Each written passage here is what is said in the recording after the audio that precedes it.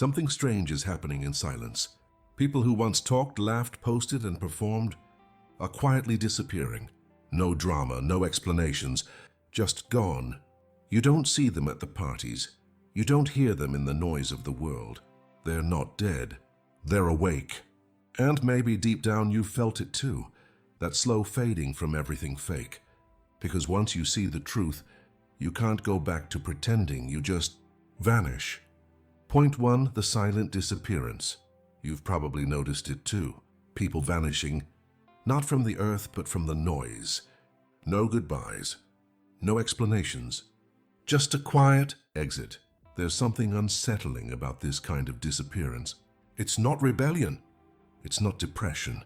It's almost like a quiet awakening, like someone walking out of a crowded theater, blinking into the daylight, realizing they'd been living inside a movie the whole time. You see, for years society teaches us how to perform, how to smile at the right time, how to care about the right things, how to keep our masks glued on. But one day it slips. The mask, the illusion, the belief that the game is real. And in that moment, you wake up. You start noticing details you never saw before. The way people talk but don't say anything. The way laughter sounds hollow in certain rooms. The way everyone pretends to have opinions, but all those opinions sound exactly the same. You see the exhaustion behind the smiles, the insecurity behind the confidence, and the fear beneath the noise. And suddenly, you can't unsee it. You try to go back. You really do. You try to join in, to laugh at the same jokes, to play along, but something inside you doesn't let you. The conversations drain you. The small talk burns your energy. You feel out of place in the world you once belonged to. That's when the withdrawal begins. Quietly, without a plan, you begin to disappear. You stop replying to messages that go nowhere. You stop forcing yourself to attend the gatherings that feel empty. You stop scrolling, posting, proving, and people notice.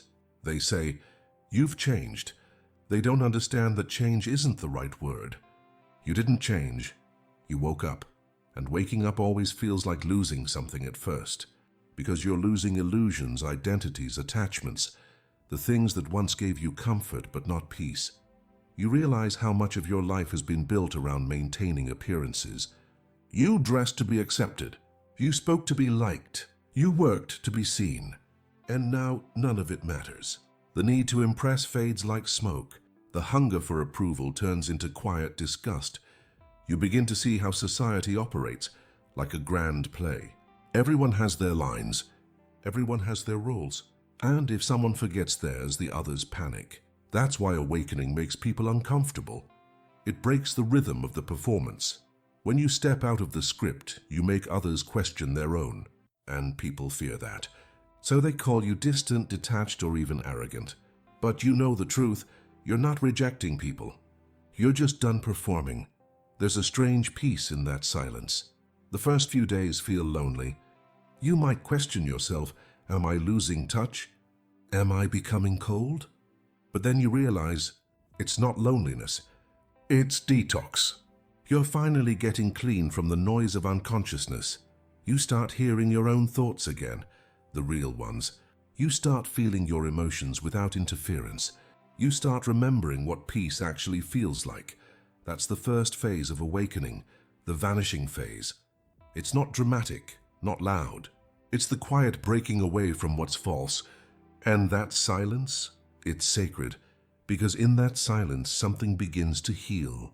Your nervous system, which was always on edge from pretending, starts to relax. You breathe deeper. You sleep differently. You begin to crave realness, not recognition. And that craving becomes your compass, leading you away from the fake and toward the truth.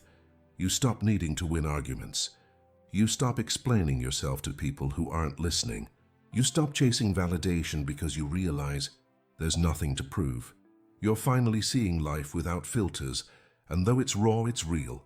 The world will keep shouting, but your soul, it whispers, stay quiet, stay awake, stay gone. Point 2, the game you can't rejoin.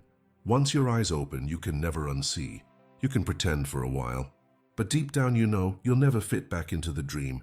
You wake up one morning and the world looks the same, but somehow everything feels off. The same routines, the same conversations, the same people. But now it's like you're watching from the outside, as if everyone's trapped inside a play repeating the same lines day after day. At first, you try to join them again. You tell yourself, maybe it's just me. You go to the same social gatherings, open your phone, scroll through the same noise, but nothing lands anymore. The laughter feels forced. The smiles look tired. Even your own voice sounds strange when you try to act interested. That's when the truth hits you. You've outgrown the game. It's not pride. It's not arrogance. It's just that your system, your consciousness, can no longer pretend it doesn't see. You notice how people speak like they're reading scripts. They argue about things they don't truly believe in. They chase goals that don't mean anything once they reach them. You see it all. The projection, the performance, the desperation hiding beneath the surface, and it breaks something in you. Not in a sad way, but in a liberating one. Because you realize that the world isn't built for truth. It's built for participation, for keeping the illusion alive. Everyone agrees silently. Let's not look too deep. Let's keep pretending, but you looked, and now you can't unsee it. So when you try to go back to normal, your body resists. Your conversations feel empty. Your job feels meaningless. You start losing interest in things that once defined you. You wonder if something's wrong with you. But what's actually happening is this: you're detoxing from collective sleep. See, pretending drains the soul. When you wake up, even small things start to hurt. Fake smiles, shallow talk, forced enthusiasm. Every time you try to participate in that, a part of you dies a little. So naturally you withdraw. It's not rejection. It's protection. The world wants your energy, your attention, your outrage, your agreement. It feeds on it. But when you stop giving it, you starve the illusion. You break the chain. That's why awakened people vanish quietly. Not because they hate humanity, but because their nervous systems can't bear the weight of pretense anymore. Every word that isn't real feels heavy. Every fake smile feels like poison. You might try to shrink yourself again to fit in, sir, but it never lasts. Your spirit rebels. You get headaches after socializing. You feel exhausted after pretending. You sense the vibration of falseness like static in your chest, so you choose silence. Not because you have nothing to say, but because what you have to say can't survive in shallow air. This is where many feel lost. You've crossed a threshold, you can't go back, but you're not yet sure where to go next. It's like being between worlds, the old world, familiar but fake. The new one, unknown but true. You're standing at the border of consciousness and it feels lonely, even terrifying. Because now no one can walk with you unless they've seen what you've seen. And that's rare. But here's the truth. This in-between space is sacred. It's where you begin to understand that belonging to yourself is more important than belonging anywhere else. You stop chasing validation. You stop explaining your silence. You realize you were never meant to wake everyone up. You were meant to wake yourself up. And when that truth settles, peace enters, slow, quiet, grounding. You start to see the madness of the world not as a threat, but as a mirror. Every argument, every outrage, every social storm, it's all projection. People pointing at others to avoid looking at themselves. And you? You see through it. You can't play the blame game anymore because you understand it's all shadow boxing. People fighting their own reflections. So instead of joining the noise, you start observing it. You start moving slower, speaking less, thinking deeper. You become like still water in a world addicted to waves. That stillness scares people. They'll try to pull you back. Why don't you post anymore? Why so quiet? Why aren't you angry? Because your calm reveals their chaos. Your silence exposes their noise. But don't explain. Just keep walking. This silence is not emptiness. It's strength. Because when you stop performing, something incredible happens. You begin to see what's real.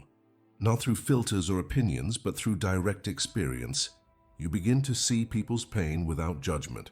You begin to feel compassion without needing to fix.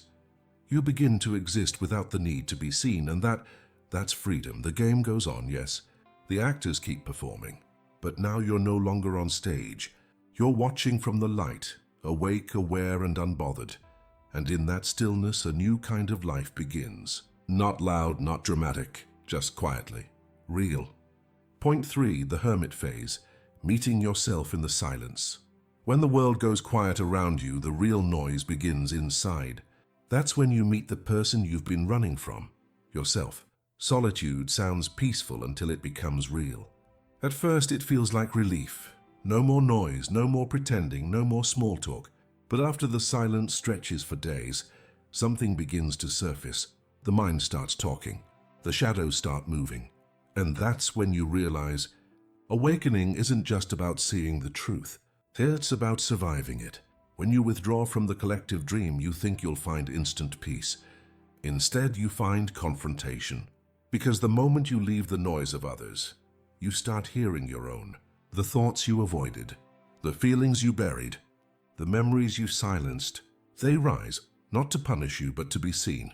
This is what the awakened call the hermit phase. It's not glamorous. It's not romantic. It's raw. It's the quiet space where you learn to face your own unconsciousness.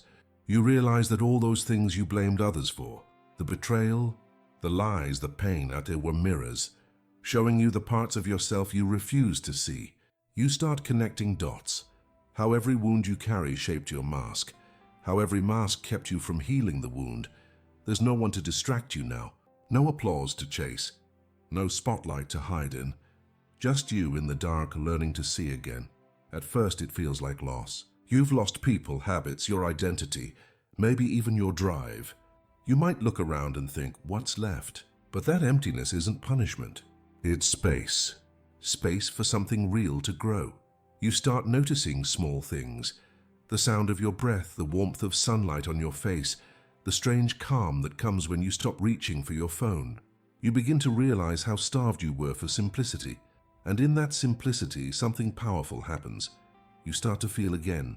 Not the performative emotions of social life, but the quiet, honest ones that rise when you're not pretending.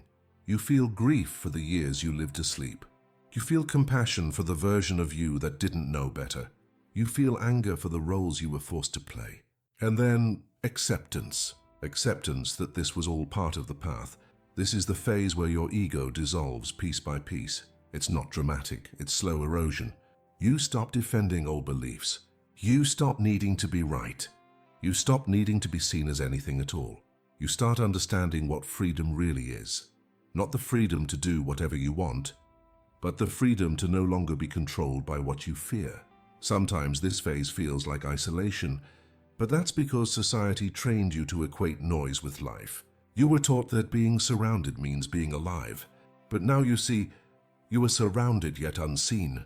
You were talking but unheard. You were performing but unknown. In solitude, you finally meet yourself without a script.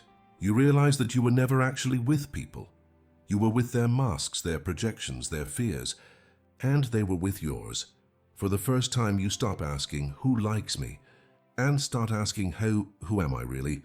It's an uncomfortable question, because the answer keeps changing. But that's the beauty of it. You're no longer trying to be consistent for others. You're trying to be true for yourself. This is where loneliness transforms into aloneness. Loneliness is hunger for others. Aloneness is nourishment from within. The longer you stay in this space, the more your energy returns. You stop leaking it into people, problems, or platforms that don't feed your soul. You stop explaining your silence. You stop apologizing for your boundaries. And slowly, peace replaces craving. You don't want to be everywhere anymore. You want to be nowhere, except where your truth is. This is the phase where you start remembering why you came here, not to play a part, not to win approval, but to evolve. You start reading again, not for information, but for insight. You start writing, not for others, but for clarity. You start walking, not to reach somewhere, but to feel movement again. The world outside continues its chaos, but you no longer react. You observe, you breathe, you exist without needing to interfere. And that right there is power. Not the kind of power that dominates, but the kind that radiates without needing permission. You realize that solitude wasn't punishment, it was initiation. Every great transformation begins in darkness, a seed in the soil, a cocoon in the shadows. You are not retreating from life. You are returning to it, stripped of illusion. By the time you emerge from this phase, you will no longer seek to impress. You will no longer chase understanding from the asleep. You will walk differently, quieter, slower, but more alive than ever, because now you've met yourself. And once that meeting happens, you can never be lost again. Point 4. The return. Living awake in a sleeping world. When you come back from the silence, the world looks the same, but you don't. And that changes everything. There's a strange moment that comes after solitude, after the storm has settled, after the tears, the insights, the stillness. You wake up one morning and the question quietly appears, now what? You've seen through the illusions. You've walked away from the noise. You've met yourself in the silence. But now you have to live. You have to exist in this world again, but without losing what you found, and that's the real test of awakening.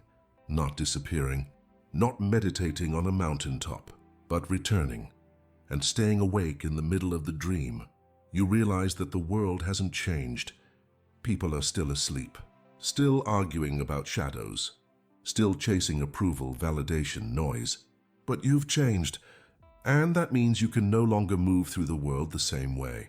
This is where most awakened souls stumble, because coming back feels harder than leaving ever was. You've lost your old identity, but the new one hasn't fully formed yet. You're walking between worlds, one foot in consciousness, the other in society. And that in-between space feels like walking on air. You can't unsee the truth, yet you must live among those who refuse to see it. You can't unfeel your peace, yet you must engage with chaos that feeds on reaction. You can't undo your clarity, yet you must communicate with those still speaking the language of confusion. This is why the return phase isn't loud or dramatic. It's quiet, deliberate, slow. Because you're not just rejoining life. You're learning how to be life again, but from the inside out. At first, you'll feel resistance. Your old environment will test you. Old triggers will reappear, not to punish you, but to check your grounding. A conversation that used to pull you into drama now feels hollow. A relationship that used to define you now feels foreign. You start noticing how often people confuse attention with connection, talking with truth, noise with meaning. You no longer want to participate, but this time, you don't run. You just stand there silently awake, watching it all. And slowly the power shifts. Because now you can be in the dream without falling asleep. You begin to realize that awakening isn't about escaping the world. It's about holding your consciousness steady inside it. It's about walking through chaos without letting it steal your clarity. Think of it like being a diver. You've learned to breathe underwater. The currents still move, the water still pushes, but now you don't drown. You move with it gracefully. You start creating again, but differently this time. Not to impress, not to prove, but to express truth. Maybe you start a project, write, paint, teach, build. Whatever form it takes, it carries a different frequency now. Because it's not coming from need, it's coming from alignment. Your energy feels clean. Your words feel precise. Your presence begins to affect others without you even trying. People notice something in you, though they can't name it. They say things like, you're different or you've changed, but they can't explain why. And you don't need them to. You've stopped performing. You've stopped needing to be understood. You've started being. This is the point where you attract your tribe. Not because you chase connection, but because your authenticity starts signaling to others who are awakening too. You begin meeting people who speak the same inner language. Those rare souls who see beyond the performance, who crave truth over comfort. The conversations change. No small talk, no masks. You speak from essence, not ego. And for the first time, connection feels real. You realize that you were never meant to belong everywhere. You were meant to belong somewhere real. And you finally found that place. Not out there, but inside yourself. You start living by new laws now. You no longer chase outcomes. You follow energy. You no longer rush, you align. You no longer seek, you allow. You no longer force outright, you trust. Your days look ordinary from the outside, and you go to work, make food, talk to people, but something fundamental has shifted underneath. You're not trying to get life anymore. You're listening to it. The awakened life isn't glamorous. It's subtle, stable, and strangely peaceful. You don't need constant highs because your baseline has changed. Peace is your default setting now, and as this peace deepens, you start to influence without intention. Your calmness disarms people. Your silence speaks louder than their noise. Your presence invites others to slow down, to question, to feel. You become what some call a living mirror. You don't preach awakening, you embody it. You don't explain truth, you radiate it. You don't demand change. Your existence makes it inevitable. The awakened don't return to fix the world. They return to be the world. Healed, clear, alive. And here's the quiet truth most people miss. You never really go back. You just move differently within the same landscape. You walk through the marketplace, but now your soul is in the temple. You work, but your labor carries peace. You speak, but your words come from stillness. You love, but without possession. You've stopped trying to wake people up. You've started trusting the timing of their own awakening. And that's real wisdom, because you understand that everyone wakes up in their own dream, and forcing it only deepens their sleep. So you walk softly. You live quietly. You radiate peace without agenda. And the world begins to shift around you, not because you fought it, but because your stillness became contagious. That's the hidden power of the awakened. They don't scream truth. They vibrate it. They don't argue with the asleep. They bless them with presence. And in that subtle way, without ever needing credit or control, they change everything. Because a single conscious being, living fully awake in a sleeping world, does more for humanity than 1,000 preachers shouting about light. So if you've gone through your silence, your solitude, your pain, and you're now wondering how to live again, remember this: you don't need to go back to who you were. You just need to move forward as who you've become. That's the return. Not a retreat into the dream, but a steady walk through it, awake, clear, and at peace. Point 5, the ripple effect. When the awakened begin to shape the world. You don't need a crowd to change the world.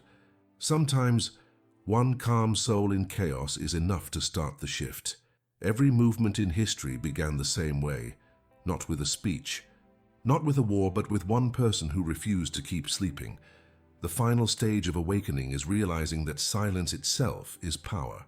You've walked through confusion, faced your pain, rebuilt your peace, and now, without even trying, your energy begins to affect the people around you. At first, it's subtle. Someone who always felt restless sits near you and suddenly relaxes. A friend who was lost in distraction starts asking deeper questions. People begin opening up around you, not because you said anything profound, but because your calmness gives them permission to stop pretending. That's how the awakened shape the world, not through noise, but through resonance. Your frequency becomes a mirror that exposes everything fake. Your silence becomes an invitation for truth. When you've reached this phase, you start noticing that you can't unsee the pain of others anymore. You feel it in conversations, in their eyes, in their energy. But this time you don't drown in it. You hold space. You don't save people. You remind them. Because the awakened know something the asleep don't. You can't drag anyone into light. You can only shine so steadily that they begin to find their own. It's not about teaching. It's about embodying. Your life becomes the message. The way you move, speak, choose, everything communicates quietly, constantly. People sense that you're not rushing anymore, that you don't need to prove your worth, that you're comfortable with silence. And that comfort unsettles them because it exposes how addicted they are to noise. They might mock you at first, or call you detached and boring or too deep. But watch closely. The same people who laugh at you often come back later when their illusions collapse. Because you represent the thing they secretly crave, peace without performance. And that's when your real influence begins, not from ego, but from example. Because nothing teaches like presence, nothing heals like calm, nothing transforms like truth lived out loud but spoken softly. In this phase, you become both student and guide.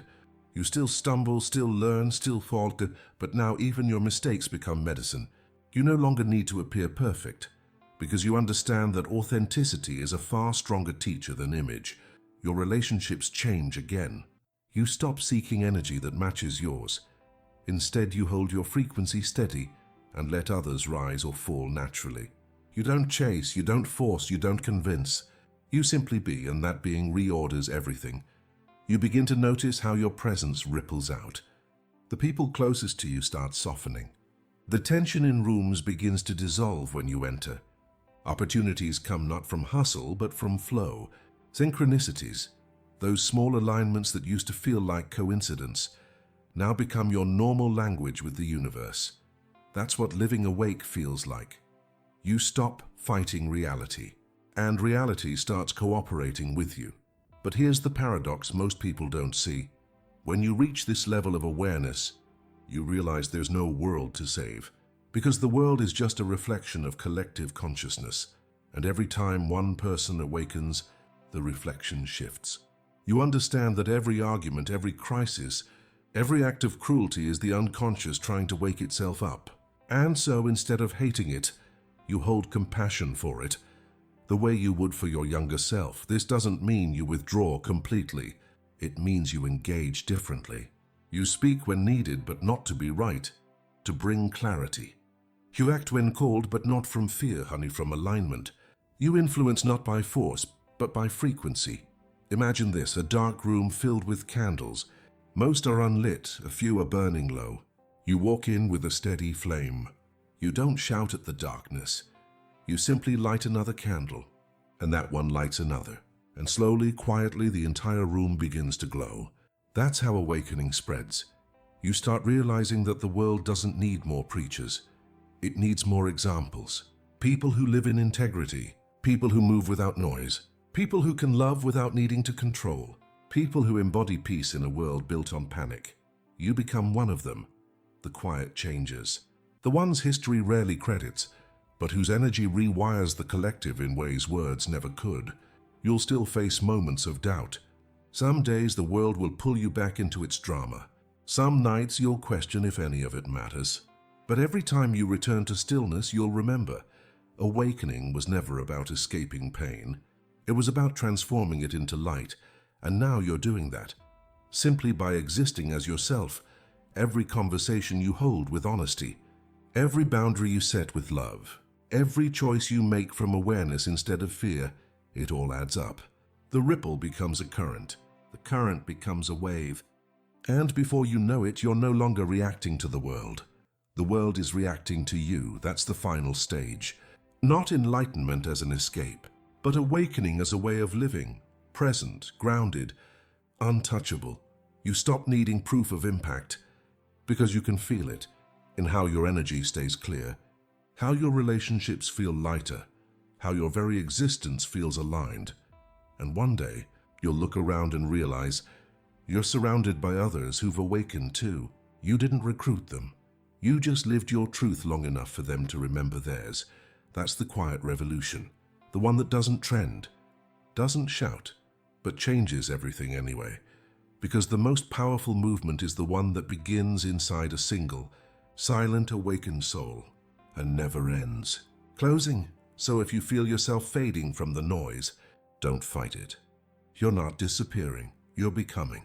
The world calls it withdrawal, but your soul knows it as transformation, because the ones who vanish aren't lost.